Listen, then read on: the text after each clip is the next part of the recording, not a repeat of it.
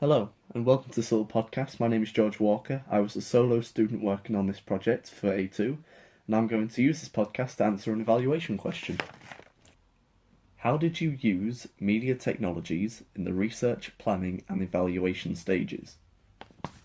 The two main sites that really helped me throughout this whole process was definitely YouTube and Blogger. YouTube, I'm going to talk about first, was incredibly helpful because it was free. It was really easy to access, and so I completely took advantage of all the open resources on YouTube. When researching trailers, I can just type in trailers and it'll come out with all the trailers that have ever been released. So I had a bundle of resources for me to use for my research. Having all videos at hand meant I could keep the links on my blog to reference back to and to get inspired by them again. YouTube is the main site used for uploading media projects, so I could watch previous students' work from years before and find out what works well and what doesn't work. So I could take influence from how they've filmed effectively using a small budget as I have, and what to avoid doing, and so that I could try and avoid things that don't look very professional and bad lighting, stuff like that. YouTube was also the platform I uploaded the product onto. This means the public can leave feedback in the form of a like or a dislike, and even leave a comment, judging on what they felt about it. So that factor helped feed into my audience feedback in the end. And also I could tell what people liked and didn't like because I got 10 likes and 0 dislikes. So it was obvious I didn't have to change anything because audiences responded well to it. So overall, YouTube was very helpful in the whole process of this project, from the research stage to the product, and now I'm uploading this podcast for my evaluation.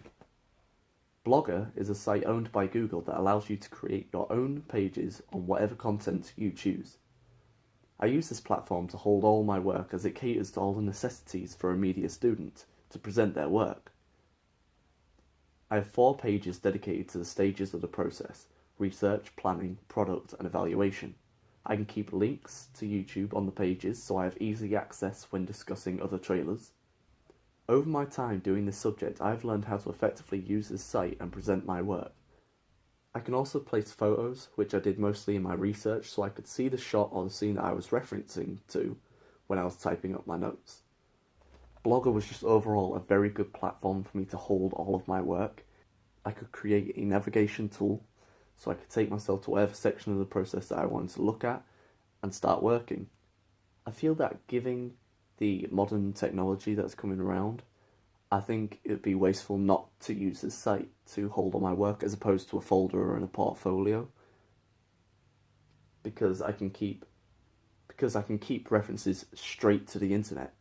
That's why I found Blogger a very helpful media platform for me to hold my work.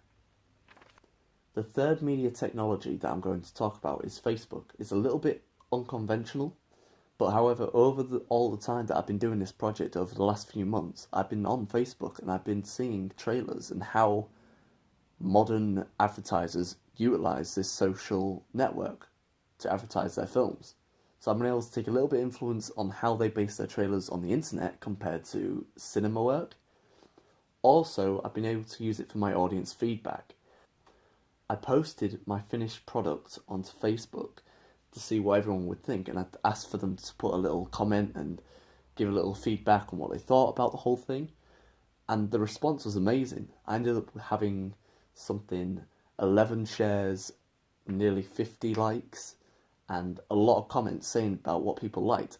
Luckily, I didn't come across anything that people necessarily disliked, so that meant I could just move on and not have to do any reshoots because people seemed to respond well to this product.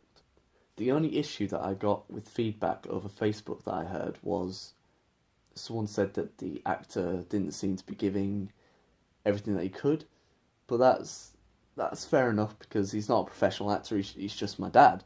I had to work with what I could get, and what I could get was family members. So I understand the criticism, but there's not very much I could do as a media student. So overall, I think the feedback was very positive. And being able to use this social network, this new media technology, as a part of my feedback, evaluation, and even a little bit of the research was an interesting take on the whole process, to be honest. The final media technology that I'm going to talk about is SlideShare.